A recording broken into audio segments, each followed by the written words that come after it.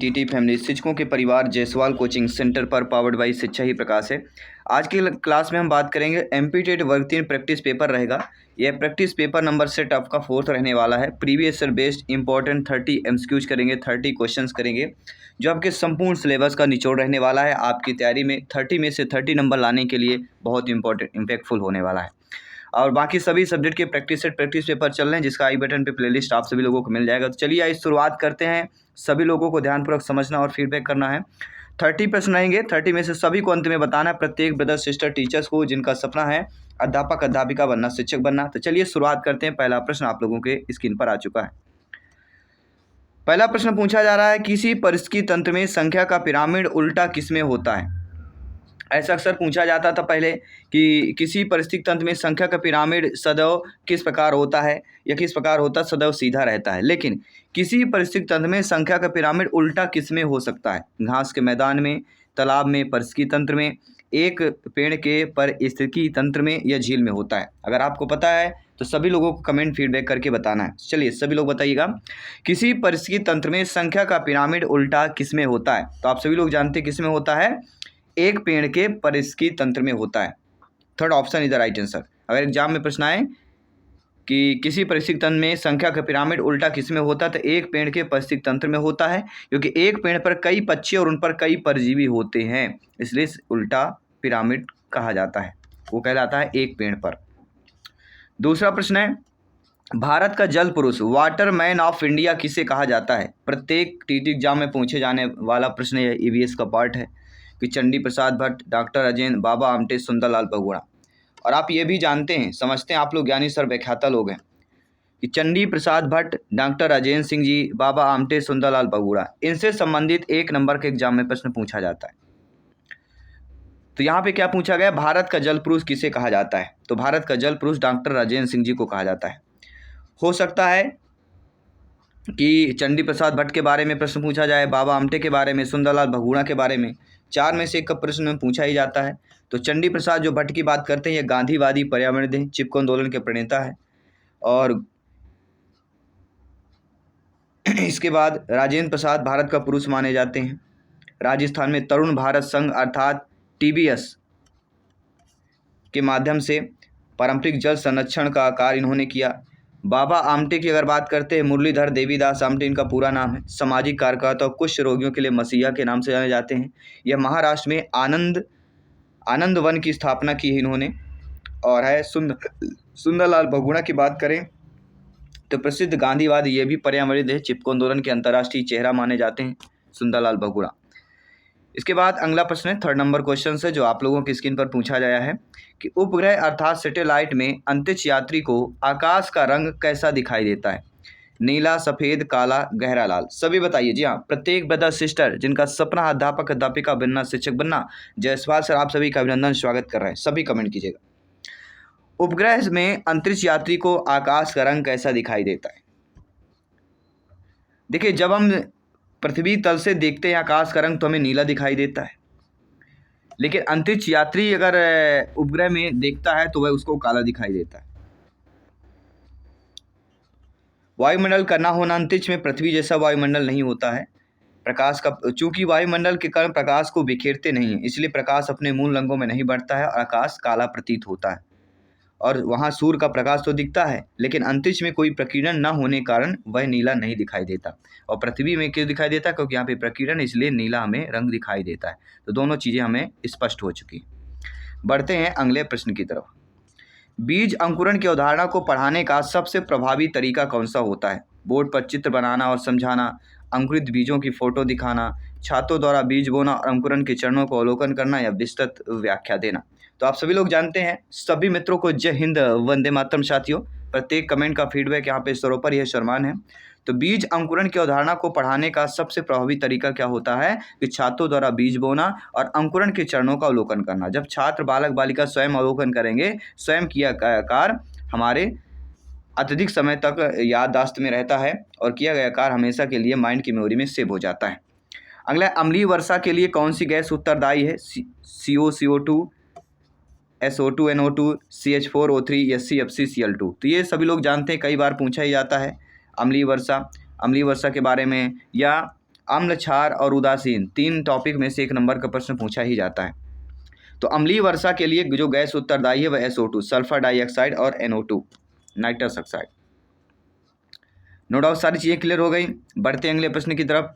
अगला प्रश्न भी आप लोगों की स्क्रीन पर पूछा गया है कि GSLV का मुख्य उद्देश्य उपग्रहों को किस कक्षा में स्थापित करना है? निम्न पृथ्वी कक्षा, ध्रुवीय कक्षा, भूतुल्यकालिक स्थानांतरण कक्षा या मध्यम पृथ्वी कक्षा? तो कौन सा यहाँ पे होगा, सभी बताइएगा। इंपॉर्टेंट क्वेश्चन है, इसी प्रकार के प्रीवियस ईयर में पूछे गए प्रश्न पेपर में इस बार भी चांसेज है। तो अंतरिक्ष विज्ञान का, अंतरिक्ष जो सैटेलाइट साइंस है, इससे रिलेटेड बहुत एग्जाम में प्रश्न आते हैं। तो GSLV का मुख्य उद्देश्य क्या है? उपग्रहों को किस कक्षा में स्थापित करना? भूतुल्यकालिक स्थानांतरित कक्षा GTO में स्थापित करना। थर्ड ऑप्शन इधर राइट आंसर। बाकी सभी क्लासेस चल रही हैं, हमारी टॉपर नोट्स भी आ चुकी है। टॉपर नोट्स प्राप्त करने के लिए आज ही व्हाट्सएप मैसेज करिए 9630689598। ये टॉपर नोट्स आपकी तैयारी को 15 से 20% और पक्का कर देंगे, मजबूत कर देंगे। चलिए अगला प्रश्न है, बायोडीजल बनाने में किस पौधे का उपयोग किया जाता है? तो जेट्रोफा का प्रयोग किया जाता है, जिसे हम रतन जोत बोलते हैं। कई बार एग्जाम में पूछा गया है, रिपीट भी होता है। अगला प्रश्न है, मध्य प्रदेश के किस राष्ट्रीय उद्यान को हवाई पट्टी की सुविधा प्राप्त है? कान्हा किसली, बांधवगढ़, पन्ना या सतपुड़ा? सभी लोग बताइए, मध्य प्रदेश का ऐसा कौन सा राष्ट्रीय उद्यान है जिसमें हवाई पट्टी की सुविधा प्राप्त है? तो वह दोस्तों कौन सा है? तो वह मध्य प्रदेश का राष्ट्रीय उद्यान पन्ना। पन्ना हवाई पट्टी की सुविधा है। मध्य प्रदेश के एकमात्र ऐसा राष्ट्रीय उद्यान में जहां हवाई जहाज उतरने की विशेष व्यवस्था है, पन्ना टाइगर रिजर्व को जोड़ती है। ये सेवा विशेष रूप से पर्यटकों के लिए पन्ना टाइगर रिजर्व तक सीधे पहुंचाता है। और हाल ही मध्य प्रदेश में PMC पर्यटन हवाई सेवा शुरू की गई है, जो बांधवगढ़ और पन्ना जैसे राष्ट्रीय उद्यानों के प्रमुख शहरों में है। तो बांधवगढ़ पन्ना दोनों में है। तो यहाँ पे बांधवगढ़ पहले प्रीवियस में आया था, लेकिन अब पन्ना भी शामिल हो गया है। तो दोनों ऑप्शन यहाँ पे सही होंगे, लेकिन एग्जाम में दोनों नहीं पूछा जाए, कोई एक पूछा जाएगा। अगर दोनों पूछा जाएंगे तो फिर वो क्वेश्चन एरर कहला जाएगा। अगला प्रश्न है, विश्व में सदाबहार वन कहाँ पाए जाते हैं? भूमध्य रेखीय क्षेत्र में, ध्रुवीय क्षेत्र में, मरुस्थलीय क्षेत्रों में, ठंडे क्षेत्रों में? तो आप जानते समझते होंगे कि विश्व जो सदाबहार वन होते हैं, एवरग्रीन फॉरेस्ट जो होते हैं, वह आपके भूमध्य रेखीय क्षेत्रों में पाए जाते हैं। तो फर्स्ट ऑप्शन इधर राइट आंसर यहाँ पे हो जाएगा। किसी भी प्रश्न पर डाउट हो बेफिक्र आप लोग कमेंट कर सकते हैं। जयसवाल सर अभिनंदन करते हैं, आप सभी के माता पिता को प्रणाम, नमन और नमस्कार करते हैं। साथियों, निम्नलिखित में से कौन सा जैव अवनयनीय प्रदूषक कहलाता है? नॉन बायोडिग्रेडेबल की बात करेंगे तो वह कागज है, सूती कपड़ा है, DDT लकड़ी। तो सभी लोग जानते हैं DDT क्या है? एक नॉन बायोडिग्रेडेबल कहलाता है। थर्ड ऑप्शन इधर राइट आंसर हो जाएगा। अगला प्रश्न दिया गया, प्रकाश संश्लेषण क्रिया में सौर ऊर्जा का परिवर्तन किस ऊर्जा में होता है? तापीय ऊर्जा, रासायनिक ऊर्जा, गतिक ऊर्जा, यांत्रिक ऊर्जा? प्रकाश संश्लेषण क्रिया में जो प्रकाश संश्लेषण की क्रिया होती है, उसमें जो सौर ऊर्जा होती है, सौर ऊर्जा का परिवर्तन किस ऊर्जा में होता है? रासायनिक ऊर्जा में परिवर्तित हो जाता है। सेकंड ऑप्शन इधर राइट आंसर हो जाएगा। ये सारे प्रश्न जो आपके एग्जाम के लिए रिपीट हो सकते हैं, संभावित हो सकते हैं। और सभी को पता है EVS में अगर 30 में से 25 प्लस का स्कोर प्राप्त करना है, प्लस का, इसमें सारे क्वेश्चन के आंसर आपको कमेंट बॉक्स में बताना पड़ेगा। अंत में आउट ऑफ 30 में कितनी आपकी सही हुई, ये भी आप सभी लोगों को बताना ही पड़ेगा। अगला प्रश्न है, इसरो का मुख्यालय कहाँ पर है? तो सभी लोग जानते हैं, श्रीहरिकोटा, बेंगलुरु, तिरुवनंतपुरम या दिल्ली? सभी लोग बताइए, इसरो का मुख्यालय कहाँ पे है? Bengaluru B option is the right answer. सारे प्रश्न इंपॉर्टेंट है, ये आपको ध्यानपूर्वक समझना और फीडबैक करना है। अगला प्रश्न है, PSLV polar satellite launch vehicle को इसरो का वर्क हाउस कहा जाता है। इसमें प्रयुक्त होने वाला चरण जो स्टेज होते हैं, इनका सही क्रम बताना है। इनका सही क्रम होता है, पहला और तीसरा ठोस होता है, और दूसरा और चौथा क्या होता है? तरल ईंधन होता है। जो PSLV होता है, वर्क हाउस होता है, इसमें प्रयुक्त होने वाला जो चरण स्टेज होता है, पहला और तीसरा ठोस रखते हैं, दूसरा चौथा जो है तरल ईंधन रखा जाता है। ये बहुत इंपॉर्टेंट है, संभावित प्रश्न आपके एग्जाम के दृष्टि से हो सकता है। अगला, GSLV MK3 के ऊपरी चरण में किस इंजन का उपयोग किया जाता है? Vikas engine, C20 cryogenic engine, heavy duty liquid engine, ठोस रॉकेट मोटर? सभी लोग बताइए। तो GSLV MK3 ये जो ऊपरी चरण होता है, उसमें किस प्रकार का इंजन उपयोग किया जाता है? तो उसमें C20 क्रायोजेनिक जो इंजन होता है, इसका उपयोग किया जाता है। इसलिए B option according to question सही हो जाएगा। इसके बाद अगला प्रश्न है, भारत का राष्ट्रीय उद्यान कौन सा है? कान्हा, जिम कॉर्बेट, गिर, काजीरंगा। कई बार पूछा जाता है, कुछ क्वेश्चन नॉर्मल होते हैं लेकिन एग्जाम में आते ही हमें टफ लगने लगते हैं। तो भारत का पहला राष्ट्रीय उद्यान कौन सा है? तो सभी लोग जानते होंगे जिम कॉर्बेट नेशनल पार्क, जो कि उत्तराखंड पर है। इसकी स्थापना 1936 में हुई, अर्थात 1936 में हुआ।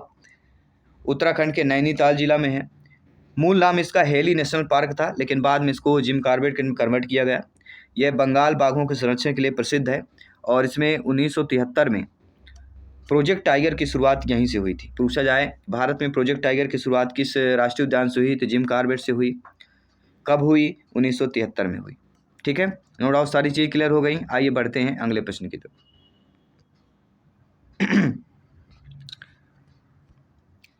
एस्बेस्टस रेशों के कारण मानव शरीर का कौन सा अंग प्रभावित होता है? एस्बेस्टस रेशों के कारण मानव शरीर का कौन सा अंग प्रभावित होता है? यकृत, वृक्क, फेफड़ा, हृदय। सभी लोग बताइए, कई बार पूछा जाता है, रिपीट भी होता है। एस्बेस्टस रेशों के कारण मानव शरीर का कौन सा अंग प्रभावित होता है? ये 2024 एमपी टेट में आया हुआ प्रश्न है, नोट कर लीजिएगा। तो कहलाता फेफड़ा, लंग्स सबसे अधिक सीधे प्रभावित होता है।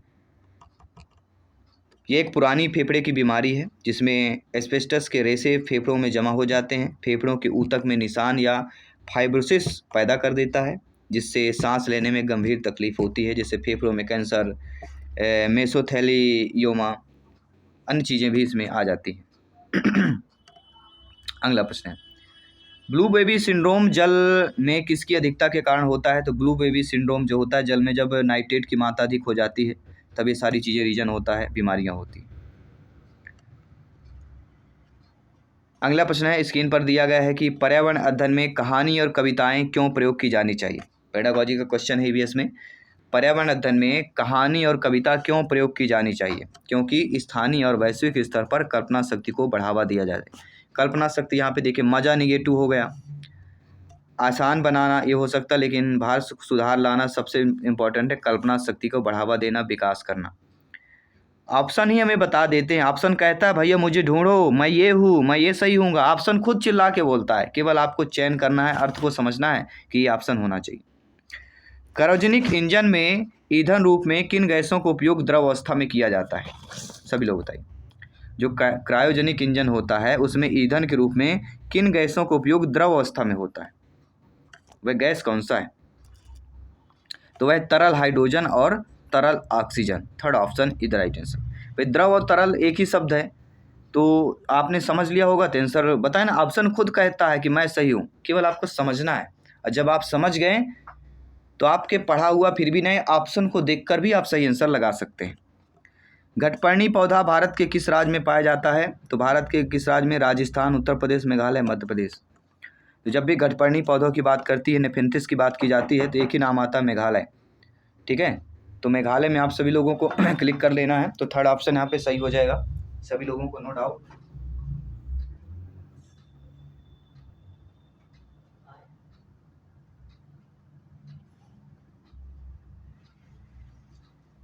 ठीक है, चलिए बढ़ते हैं आपके अगले प्रश्न की तरफ चलते हैं। अगला प्रश्न भी आप लोगों की स्क्रीन पर दिया गया है।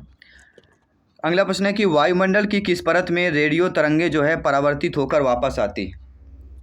क्षोभ मंडल, समताप मंडल, आयन मंडल या वायुमंडल हो जाता। तो यहाँ पे राइट आंसर क्या होगा? वायुमंडल की किस परत में रेडियो तरंगे जो है परिवर्तित होकर वापस आ जाती हैं? तो वह कहलाता हमारा आयन मंडल। यानी जो थर्ड ऑप्शन दिया गया है अकॉर्डिंग टू क्वेश्चन हमारा सही हो जाता है। इसके बाद देखते हैं आपका अगला प्रश्न है, सतत विकास के लिए क्या आवश्यक होता है? संसाधनों का अत्यधिक दोहन, संसाधनों का संरक्षण, भविष्य के लिए उपयोग, केवल औद्योगिक विकास या केवल कृषि। तो मैंने बताया पेडागॉजी में केवल सब निगेटिव, तो केवल हटा दीजिए, ये भी हो गया। अत्यधिक दोहन ये भी निगेटिव हो गया, तो बचता क्या है? B option. अर्थात सतत विकास के लिए आवश्यक क्या होगा? कि संसाधनों का संरक्षण, भविष्य के लिए उपयोग किया जाए। B option is the right answer हो जाएगा। इसके साथ दोस्तों हम बढ़ते हैं आपके अगले प्रश्न की तरफ कि मध्य प्रदेश में सफ़ेद शेर किस क्षेत्र में पाए जाते हैं? तो मालवा, बघेलखंड, रीवा, निमाड़ या चंबल। तो सफ़ेद शेर की जब भी बात की जाती तो रीवा सर आता है, बघेलखंड का रीवा।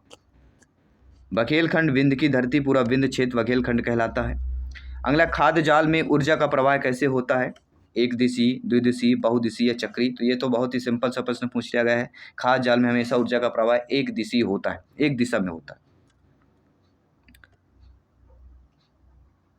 चलिए बढ़ते हैं अगले प्रश्न की तरफ। निम्नलिखित में से कौन सा जैव विविधता बायोडाइवर्सिटी का हॉट स्पॉट कहलाता है? अरावली पर्वतमाला, पश्चिमी घाट, पूर्वी घाट या थार का मरुस्थल। तो इनमें से जैव विविधता का हॉट स्पॉट क्या कहलाया जाएगा? तो वह कहला जाता है पश्चिमी घाट। जो बी ऑप्शन दिया गया है अकॉर्डिंग टू क्वेश्चन यहाँ पे सही हो जाएगा। बढ़ते हैं आपके अगले प्रश्न की तरफ। अगला क्वेश्चन दिया गया है, विश्व ओजोन दिवस 16 सितंबर किस सम्मेलन की याद में मनाया जाता है? अब देखिए उत्तर दे दिएगा। पहले पूछा जाता था कि विश्व सम्मेलन दिवस किस दिनांक को मनाया जाता है? तो विश्व ओजोन दिवस 16 सितंबर को मनाया जाता है। लेकिन यह सम्मेलन किस याद में मनाया जाता है?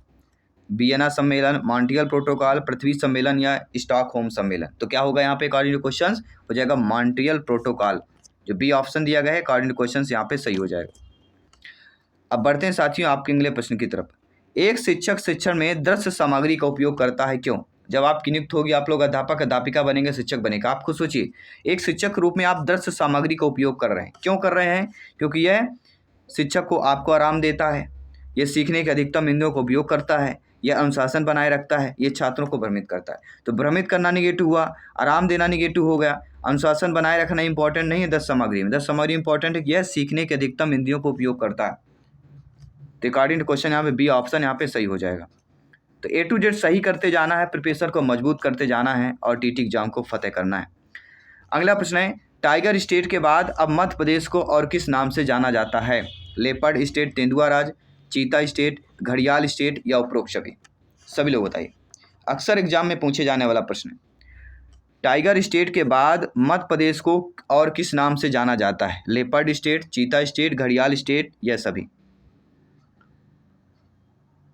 सभी लोग कमेंट करते रहिएगा। तो टाइगर स्टेट के अलावा मध्य प्रदेश को लेपर्ड स्टेट, चीता स्टेट, घड़ियाल स्टेट के नामों से जाना जाता है, इसलिए उपरोक्त सभी ऑप्शन सही हो जाएगा।